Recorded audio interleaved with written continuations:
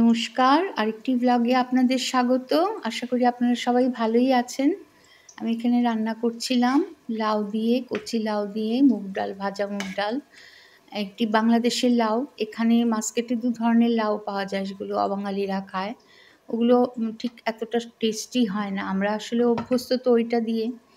ভাত হয়েছে, চিকেন আগেই রান্না করা ছিল, আর মিষ্টি কুমড়ো ভাজা করছি, চাক করে কেটে নিয়ে মিষ্টি কুমড়ো ভাজা করছি।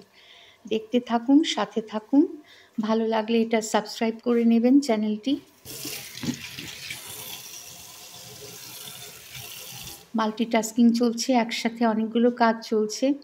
এই যে ইস্ত্রি হলো, এটি একটি শাড়ি ছিল সম্বলপুরি সিল্কটা এত ভালো কোয়ালিটি ছিল না, তো এটা আমার পরতে ইচ্ছে করতো না শাড়ি হিসেবে, বোধহয় দুদিনও পরিনি। এটা কেটে এখন কামিজ বানিয়েছি। এখন খুবই পরা হচ্ছে এটা। দুটো কামিজ হয়েছে, একটা বেঙ্গালুরু ফ্ল্যাটে রেখে এসেছি। এটা খুব পরি। এটা আঁচলটা সামনে দিয়ে এইভাবে। আর দুটো ভালো গান শোনাচ্ছি, একটি রবীন্দ্রসঙ্গীত। সাথে থাকুন, শুনতে থাকুন।